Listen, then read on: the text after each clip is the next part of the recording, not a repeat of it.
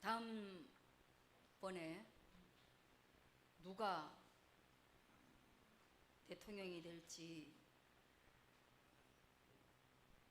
그런 생각은 일반인들이 잘 안 하는 거예요. 특정 그룹들이 하는 거지. 그런데 우리 모두가 다 하는 걱정과 생각이 있다면 그건 다음 세대를, 우리 다음 자식들이 어떻게 살아가야 하나, 그런 고민은 늘 하게 됩니다. 어떻게 보면 모르는 것이 없는 세대, 알므로 충만한 세대임에도 불구하고 왜 이렇게 다음 세대를 보면 걱정이 되는지 모르겠어요. 가르칠 것이 없으리만큼 너무 지성이 가득합니다. 그래서 때로는 기성세대에게 배우기를 거절하는 교만한 모습까지 있는데, 아주 그런데도 걱정이 많아요. 그래서 그런 지성에 원하는 게 있다면 하나의 또 영성을 좀 갖추면 좋겠다. 그 안다는 것에 하나님이 계시면 좋겠다. 그래서 그 지성이 하나님께 통제받으면 좋겠다. 그런 간절한 마음이 있습니다. 그리고 그 영성 속에 또한 사랑하는 마음이 있으면 아주 성숙한, 더할 나위 없는 다음 세대의 리더십으로 손색이 없겠지요. 그게 하루아침에 이루어지는 일이 아니니 기성세대들은 늘 다음 세대를, 그리고 다음 시대를 걱정할 수밖에 없는 것 같아요. 일종의 그런 모형이 되는 그런 성경에 보여지는 그런 모형적 리더십과 후계자 그룹이 있다면 그는 모세와 여호수아일 거예요. 모세는 광야에서 40년 훈련받고 하나님께 한 40년 쓰임을 받았거든요. 근데 그동안에 여호수아가 잘 등장하지 않습니다. 모세라는 아주 큰 거인의 그림자에 갇혀서 큰 나무 아래 잔목만 있는 것처럼 거의 등장하지 않고 모세의 시종 여호수아 이렇게 나오거든요. 거의 모세의 비서와 같이 손발 역할을 하던 여호수아가 갑자기 등장해서 다음 세대를 이끌어서 이스라엘을 가나안으로 이끌고 갑니다. 아마 사람들이 깜짝 놀랐을 겁니다. 아니, 저 사람이 모세의 뒤를 이어서 우리를 이끌어 간다고? 지금까지 저렇게 가리워져 있고 한 번도 이 리더십의 전면에 등장한 적이 없는 여호수아가 우리의 목숨을, 우리의 미래의 삶을 책임진다고? 좀 불안했을 것 같아요. 불안했을 것 같아요. 그러나 그는 정말로 충실하게 말없이 이 사역을 완벽하게 해냅니다. 깜짝 놀랄 정도로 잘 해냅니다. 신약 성경에 예수님과 예수님의 제자들도 있잖아요. 근데 그들은 예수님 앞에서 예수님이 돌아가시기 직전까지 12명의 제자 가운데 자기들이 각자가 생각할 때 자기가 제일 잘났다, 제일 수제자다. 그래서 예수님이 안 계신 자리에서는 내가 그 역할을 할 수 있다라고 자부했습니다. 그게 얼마나 심했던지 예수님은 요한복음의 대제사장의 기도를 통해서 돌아가시기 직전에 예수님이 그 연약한 제자 그룹을 향해서 하나님께 기도합니다. 아버지와 내가 하나인 것처럼 저들이 서로가 잘났다라고 말하지 않고 모두가 다 하나가 되어서 하나님 나라의 일을 하기를 원하는 그런 아주 절절한 기도가 요한복음에 녹아 있습니다. 그 예수님의 기도가 제자들에게 어느 날 생각나서 제자들은 진짜 모두가 가장 밑바닥에서 섬기는 리더십으로, 그래서 다 순교하는 신앙으로 그리스도 예수의 일을 감당했어요. 근데 오늘 디모데는 신약 성경에서 예수님 다음으로 가장 많은 스토리에 등장하는 바울, 이 바울의 후계자라고 말해도 손색이 없을 만큼 바울의 깊은 사랑을 받았습니다. 그리고 양육을 받았습니다. 우리가 그냥 보편적으로 알고 있기는 바울은 미혼이었고 자녀가 없었습니다. 그래서 디모데를 자녀처럼, 아들처럼 생각했고 1절과 2절에 보면 사랑하는 아들 디모데에게 편지하노니, 이렇게 해서 디모데를 다른 말로 부릅니다. 아들이라고 부릅니다. 여러분, 디모데라고 부를 때와 아들이라고 부를 때는 어감도 다르거니와 그 안에 숨겨져 있는 정서가 굉장히 다른 것입니다. 그리고 많은 사람들은 디모데를 바울의 후계자 정도로 생각을 하죠. 그런데 그 후계자쯤 되는 이 디모데가 다음 세대를 이끌어가야 되는데 바울에게는 걱정이죠. 근심이죠. 이 디모데 후서는 바울이 죽기 직전에 썼기 때문에 유언과도 같은 거거든요. 긴 시간 양육했음에도 불구하고 여전히 걱정하고 있는 것입니다. 그래서 그는 3절에 내가 밤낮 간구하는 가운데 쉬지 않고 너를 생각하여. 바울과 같이 능력 있는 사도가 경건의 모양만 있는 것이 아니라 경건의 능력이 있었습니다. 그는 경건한 척하는 사람이 아니라 실제로 그의 모든 삶이 경건했습니다. 그런 능력 있는 사도임에도 불구하고, 그런 잘 나가는 사도임에도 불구하고 그가 어떻게 했다? 밤낮으로 쉬지 않고 하나님 앞에 기도하는 모습을 가지고 있었다는 것입니다. 이거는 대단한 거예요. 여러분, 조금 잘하면 더하기 빼기 풀기 위해서 대학생들이 밤새 공부하는 일이 있겠나 말이에요. 초등학교 1학년, 2학년 시험 문제지를 내일 치게 되는데 오늘 내가 밤새 공부한다? 그거 있을 수 없는 일이죠. 그죠? 그럴 이유가 없어요. 내일 보는 면접이 내게는 좀 가벼운 것이다 생각하면 혼자서 연습하고 걱정하고 면접에 관련된 어떤 막 사이트도 점검해보고 면접에 성공한 사람들의 스토리도 읽어보고 그럴 이유가 없잖아요. 자신 있는 면접인데.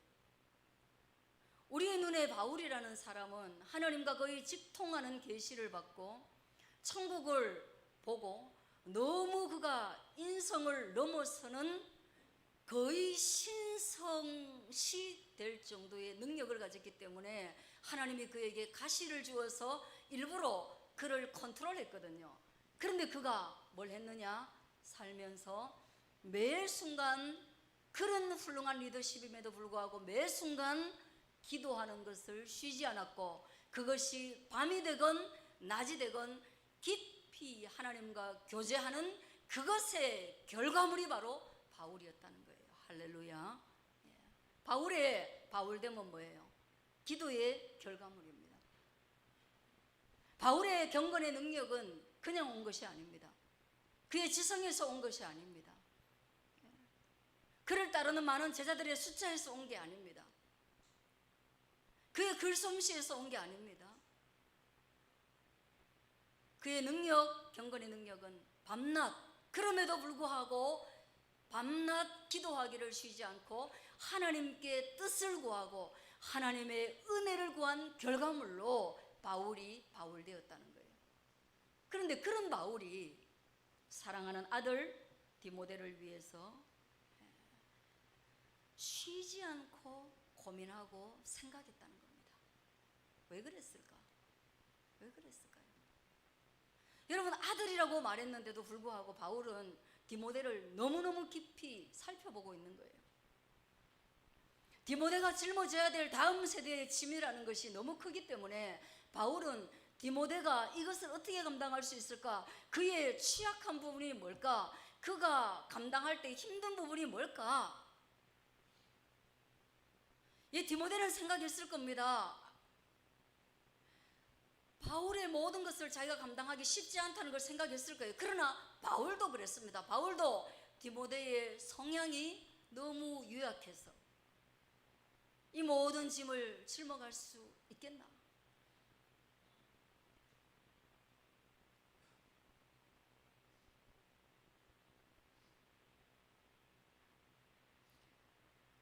밤낮으로 생각했다는 거예요. 이 위대한 하나님의 일을 맡기기에 그는 적합한 존재인가? 밤낮으로 생각했다는 거예요. 여러분, 우리가 작은 일을 맡길 때도, 운전 하나를 시킬 때도, 아이고 제가 운전 경력이 1, 2년밖에 안 되는데 어른 모시고 갈 수 있겠나? 고민을 합니다. 어른들은. 또 조금 중요한 업무를 맡길 때 제가 저거를 하면서 일은 해낼 수 있을 텐데 사람 관계를 다 할 수 있겠나? 고민합니다.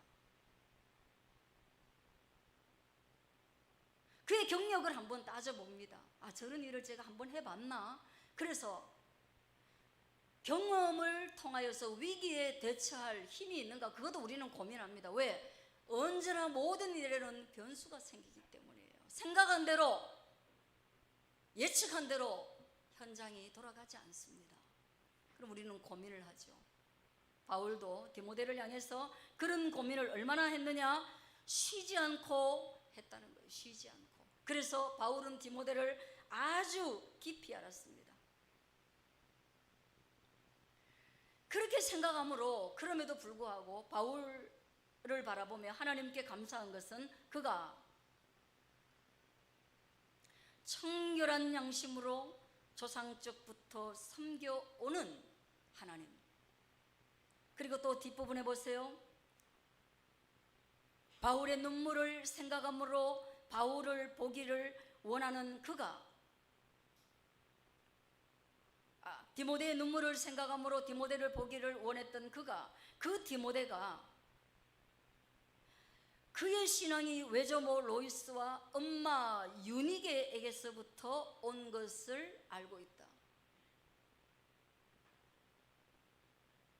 네 믿음이라는 것이 유약하고 눈물이 많은 믿음이지만 너 그렇게 조금 불안함을 주는 그런 리더이지만, 그러나 내가 너를 믿고 있는 것은 뭐냐? 아주 긴 시간 동안 너의 신앙이 시련을 받았고 테스트를 받았고 너의 외할머니가 믿음을 지켜온 것을 내가 알고 있고 네 엄마도 굳건하게 믿음을 지켰으니 너 또한 유약함에도 불구하고 믿음을 지킬 것이라고 생각하고 있는 것입니다. 할렐루야. 부모를 보고 자식을 알 수 있습니다. 여러분, 그 부모가 그렇게 살았으니 지금은 그래도 걔들이 뿌리를 내리게 되는 날에는 걔도 온전한 리더가 될 거다 생각할 수 있습니다. 그 부모가 그렇게 성실하니 자식이 어디 가겠어? 그럴 수 있습니다. 디모데를 보고 바울은 그렇게 생각을 했습니다. 아주 긴 시간 믿음이 흔들리지 않았던 믿음의 가문이니 너도 지금 조금 눈물을 흘릴지라도 결단코 흔들려서 넘어지지 않을 사람인 것을 알고, 또한 그들 집안의 믿음의 특징을 말하고 있습니다. 한번 따라하겠습니다. 네 속에 거짓이 없는 믿음이 있다. 여러분, 믿음은 하나님을 믿는 것인데, 하나님을 믿는 것에 거짓이 없는 것이 칭찬할 요소인가? 여러분 어떻게 생각하세요? 하나님 믿을 때 여러분은 거짓이 섞여 있나요? 어떠세요? 여러분들은 거짓이 있어요? 믿음에 거짓이 있을 때 많지요? 많지요. 왜냐? 우리의 모든 믿음은 하나님을 향한 것이고요.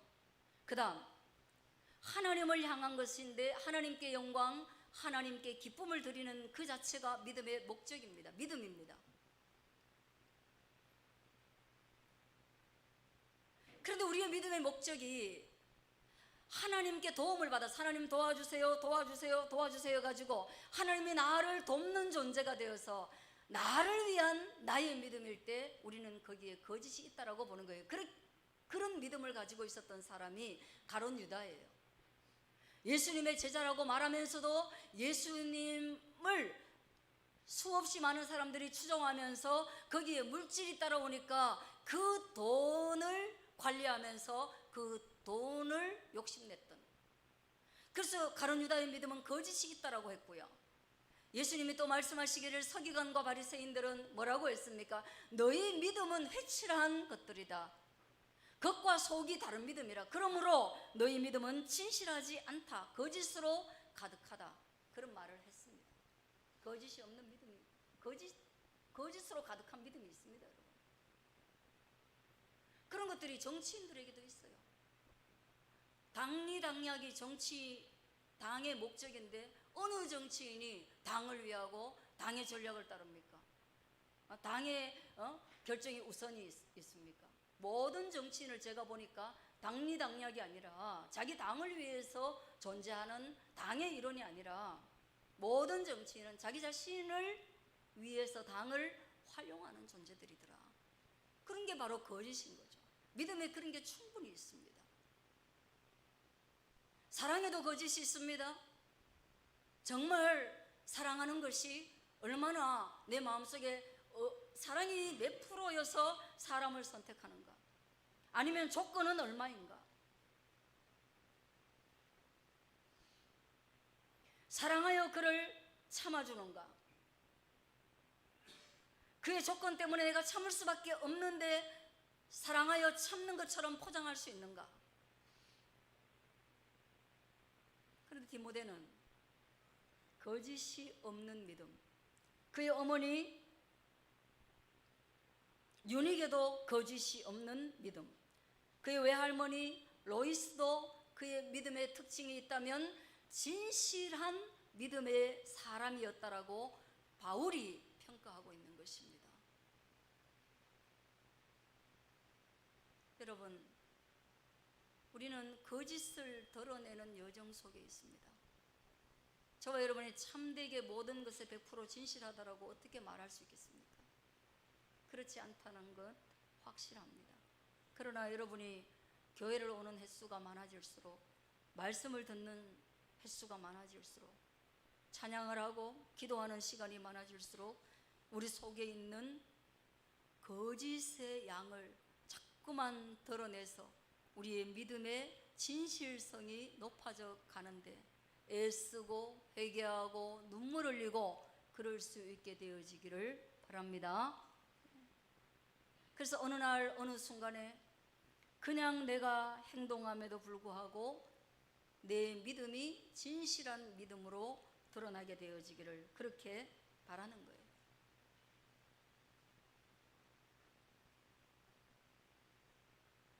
영악함, 눈속임, 거칠해,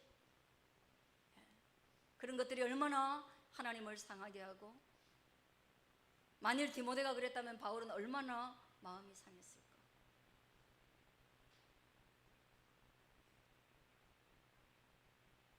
목사님이 보는 데서만 일을 잘하고, 목사님이 보는 데서만 진실한 척하고, 오너가 보는 데서만 열심히 땀 흘려 일하는 척하고, 그 앞에서만 알짱알짱거리고, 그런 거짓으로 가득한 사람들이 없겠느냐? 그런 거짓에 속는 오너가 없겠느냐? 서로가 모르겠느냐? 있다는 거예요. 다 안다는 거예요.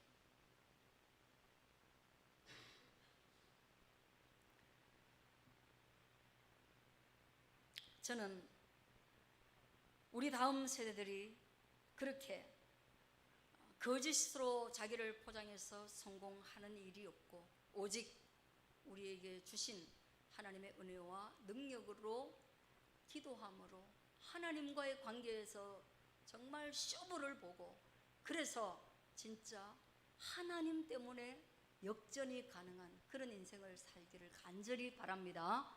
그런 사람 한번 소개하고 마칠게요. 여러분, 한나가 자식이 없어서 기도를 했죠. 눈물로 기도를 했죠. 그의 인생은 절망이었습니다. 역전할 수 있는 가능성이 없었습니다. 그런데 한나는 하나님의 성전에 가서 매일매일 기도했습니다. 그리고 그 기도할 때 너무 긴 시간 기도하고 너무나 몰입된 기도를 하니까 성전 안에 있던 제사장인 엘리가 그 기도하는 모습을 보면서 너 술 취했냐? 너 뭐 그리 정신없이 기도하냐? 너 뭐 그리 품위 없이 기도하냐? 그랬었어요. 근데 이 한나는 하나님께 인정을 받고 하나님 앞에서 응답을 받았습니다. 그래서 한나가 아들을 낳았어요. 그 아들이 바로 사무엘입니다. 이 사무엘은 정말 모세 다음으로 위대한 이스라엘의 지도자가 됩니다. 한나는 하나님이 생명의 주관자이고 높이기도 하고 낮추기도 하고 모든 것이 하나님의 손에 있다는 것을 고백함으로 기도했습니다. 그리고 끝내는 하나님이 사무엘을 그렇게 들어서 사용하셨습니다. 그런데 하나 아주 중요한 문제가 있습니다. 한나의 인생이 역전됐는데 하나 아주 중요한 사실이 뭐냐면 아들을 임신하고 아들을 낳으면 어떤 마음이 생깁니까? 기도하다가 응답받았어요. 아들이 없어서 멸시받다가 아들을 낳았어요. 이제는 멸시받지 않아요. 상황이 이미 역전됐어요. 그러면 그가 변질될 수 있잖아요. 그러나 그의 진실한 믿음, 거짓이 없는 그의 믿음은 아들에게 빠져가지고 그리고 응답된 기도에 취해서 현실이 바뀌었기 때문에 하나님을 등한시하고 멋대로 살았느냐? 그렇지 않습니다. 그 귀한 아들을 젖대고 난 뒤에 바로 성전에 들여가지고 자기가 안 키우고 엘리 기도에 대해서 타락하고 무능했던, 그럼에도 불구하고 하나님이 세운 지도자였던, 자기가 기도할 때 술 취했냐고 욕했던 그 엘리 제사장 밑에 가가지고 거기서 공부하며 성장하도록 만드는 거예요. 그러니까 응답 받아도 변질되지 않는, 그래서 끝내는 자기 대에만 응답받는 것이 아니라 사무엘조차도 좋은 지도자로 성장되어서 하나님 나라의 쓰임을 받는 그런 역전을 이루어낸 겁니다. 조금만 힘들어서, 고단해서, 두려워서, 불안해서, 인생이 너무 지쳐서 하나님께 나와서 눈물 흘리고 어느 날 기도하다가 암 고쳐주고 부도 막아주고 부유하게 되고 합격시켜주고 집 사게 해주고 그리고 나면 어때요? 이제는 됐습니다. 나도 이제 살만합니다. 그러므로 교회당에 가서 그렇게 통곡하며 눈물 흘릴 일이 없습니다. 내 마음속에서 뜨거움은 사라지고 이제는 이 하나님이 주신 부와 이 생명력을 어떻게 유지해야 될지 정신없이 세상의 방식을 따라가는 수많은 사람들이 있는 거죠. 그래서 당대에 이미 하나님의 은혜를 잃어버리고 다음 세대에는 아예 신앙을 유지시키지도 못하는 그런 경우가 무지 많아요. 근데 한나가 그렇게 안 했어요. 그리고 진실하게 사무엘 때까지 그 믿음이 유지가 됐고요. 엘리는 희한하죠. 엘리는 영성을 분별할 수 있는 눈이 없었어요. 이 제사장은.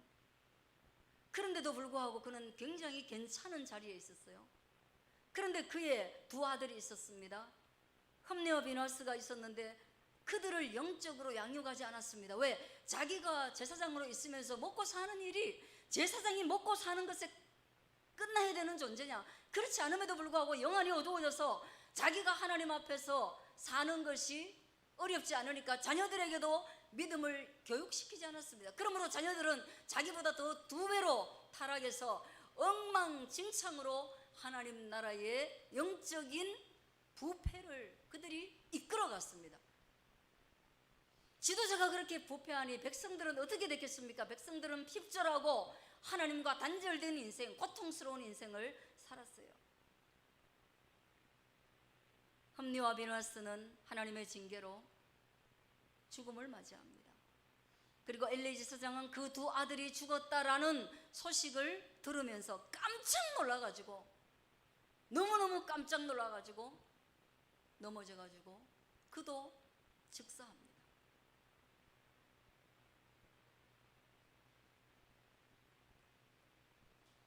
여러분, 이 진실한 믿음, 이 뜨거운 신앙, 변질되지 않는 것, 내 세대뿐 아니라 다음 세대까지 생각함으로 신앙을 유지시켜 가는 것, 이것이 궁극적으로는 하나님께 속한 것이지만, 그러나 궁극적으로 하나님께 속한 것이지만 우리 속에 그런 마음이 매 순간 자리하고 있어야 돼요. 매 순간 자리하고 있어야 돼요.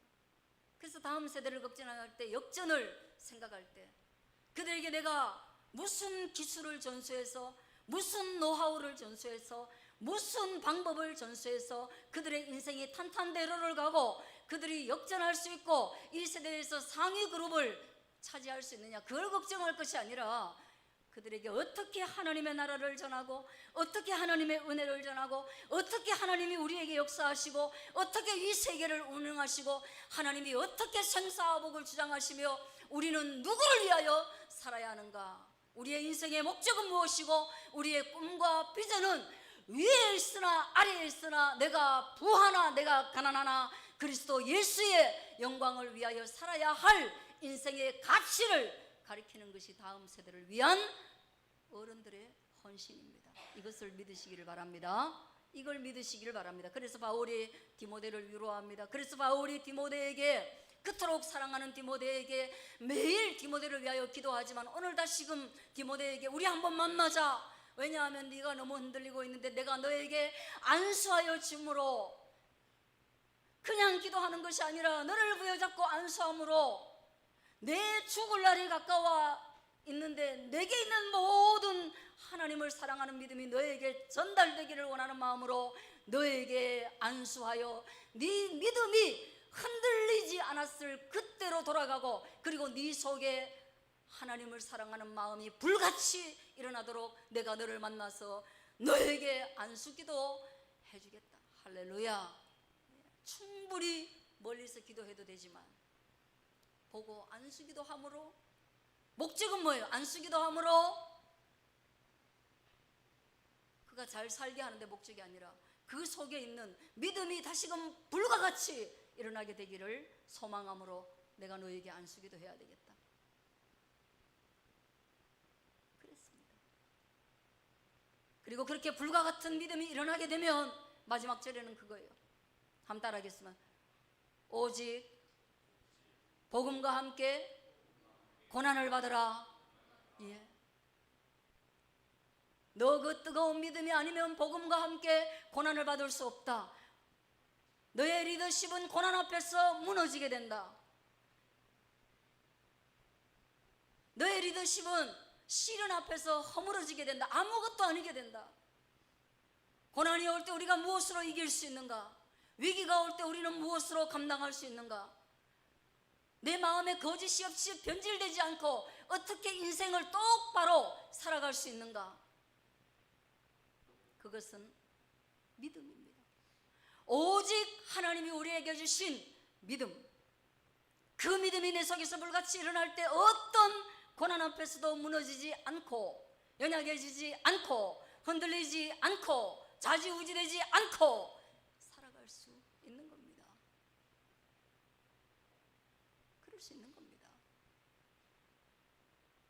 왜 복음을 부끄러워합니까? 왜 복음의 능력을 폄훼하십니까? 왜 복음이 그럴 수 없다고 생각하고 왜 돈이 그 역할을 한다고 생각하십니까?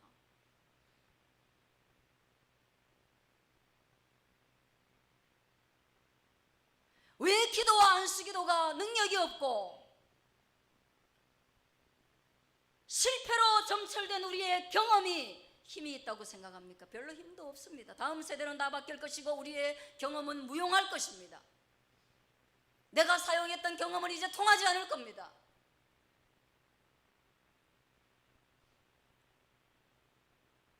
그렇게 해서 만들어 놓은 세상이 뭡니까? 마약, 쾌락, 돈, 이것이 아니면 움직이지 않는 후대를 양성해 놓고 하나님에 대해서, 믿음에 대해서 아무리 외쳐도 아무도 반응하지 않는 교회 안의 다음 세대들,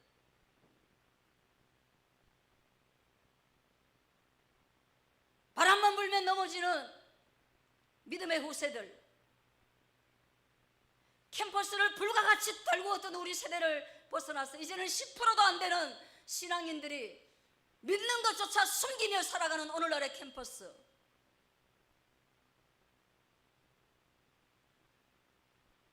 마약이 만들어낸 세상은 정신의 혼란과 미친 행동들, 급격하게 식어드는 사랑,